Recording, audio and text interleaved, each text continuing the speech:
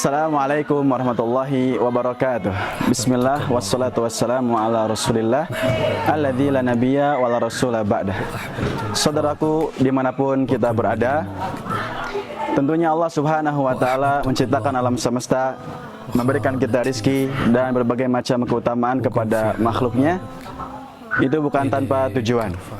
Allah subhanahu wa ta'ala kabarkan dalam surah Shad ayat 27, wa ma khalaqnas samaa wal arda wa ma bainahuma batila.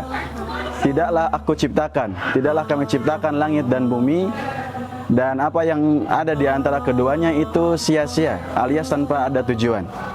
Dzalika dhannul ladzina kafaru. Itu hanyalah persangkaan orang-orang yang kafir kepada Allah subhanahu wa ta'ala. Fawailul lil ladzina kafaru minan nar. Maka kecelakaanlah bagi orang-orang yang kafir. Allah juga mengatakan, mengingatkan kepada kita semua dalam surah Al-Qiyamah ayat 36. Ayahsabul insanu an yutraka sudah. Apakah manusia mengira mereka akan dibiarkan begitu saja tanpa tanggung jawab? Tentu tidak.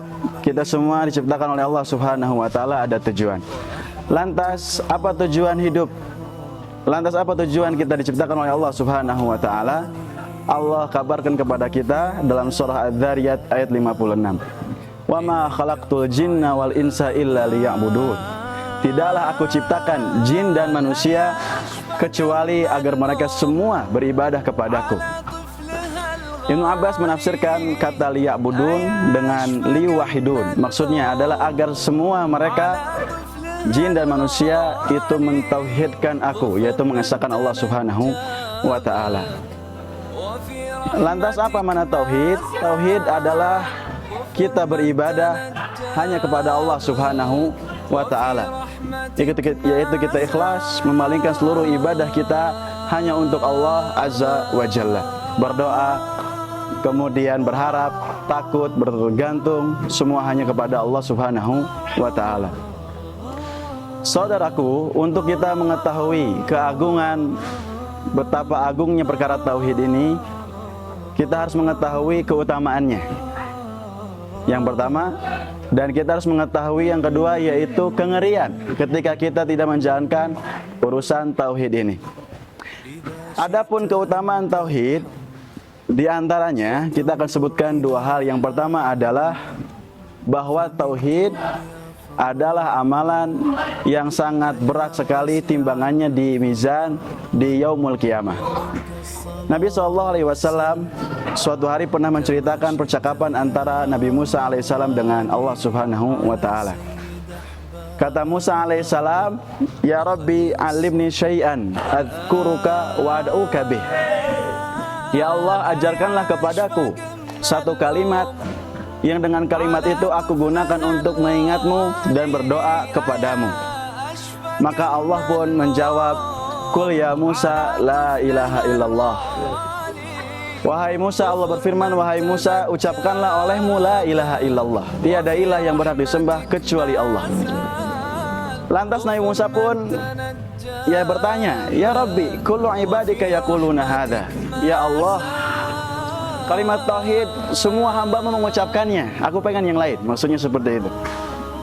Tapi Allah subhanahu wa ta'ala kemudian mengatakan, ya Musa, lau annas samawati sab'a wa amirahunna wal aradina sab'a fi kiffatin wa la ilaha illallah fi kiffatin malat bihinna la ilaha illallah.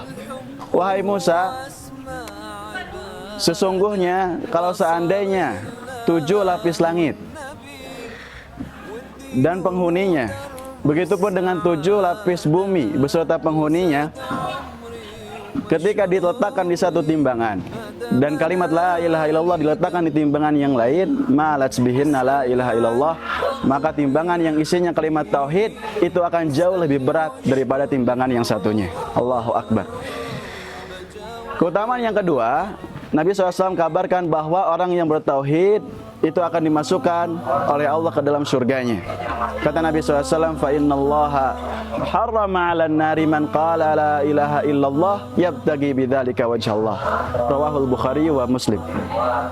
Kata Nabi SAW bahwa Allah Subhanahu wa taala mengharamkan api neraka kepada orang yang mengucapkan kalimat tauhid, yaitu la ilaha illallah, tidak ilah yang berhak disembah kecuali Allah, dari api neraka.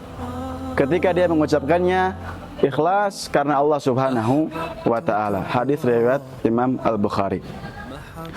Kemudian saudaraku sekalian, agar kita lebih benar-benar mengetahui keagungan perkara tauhid, kita harus mengetahui lawan dari tauhid itu sendiri, yaitu adalah syirik, yaitu seorang menyembah kepada Allah juga menyembah kepada zat selain Allah Subhanahu wa taala. Di antara kengerian syirik, konsekuensi dari kesyirikan yang paling ngeri adalah bahwa pelaku kesyirikan akan Allah kekalkan dirinya di dalam api neraka. Allah Subhanahu wa taala sebutkan dalam surah Al-Bayyinah ayat 6. Allah Subhanahu wa taala berfirman, innal ladzina kafaru min ahlil kitabi wal musyrikina fi nari jahannam khalidina fiha ulaika hum syarrul bariyah. Kata Allah Subhanahu wa taala, sesungguhnya orang-orang yang kafir dari kalangan ahlul kitab, yaitu Yahudi dan Nasrani, wal musyrikin, dan orang-orang yang mempersekutukan Allah Subhanahu wa taala, mereka tempatnya di neraka jahanam dan mereka kekal selama-lamanya di dalam neraka tersebut. Mereka itulah seburuk-buruknya makhluk. Saudaraku sekalian, mungkin seorang akan bersabar ketika dia disiksa dan dia tahu bahwa siksaannya ini hanyalah terbatas. Semisal seorang disiksa taruhlah dua hari, mungkin dia akan berusaha bersabar untuk menanti di hari yang ketiga. Kenapa? Di hari ketiga dia akan beres siksaannya. Tetapi orang yang melakukan kesyirikan mengerikan sekali selamanya. Kata Allah, isbiru aula tasbiru sawaun alaikum. Anda bersabar atau tidak bersabar sama saja bagi kalian semuanya. Alias apa? Khalidina fiha, mereka kekal di dalam api neraka. Wal iyadu billah. Semoga Allah Subhanahu wa taala menjauhkan kita semua dari kesyirikan dan menegakkan urusan kita di atas tauhid Allah Subhanahu wa taala. Kurang lebihnya demikian yang bisa disampaikan. Semoga Allah Subhanahu wa taala memberikan manfaat kepada kita semuanya. Assalamualaikum warahmatullahi wabarakatuh.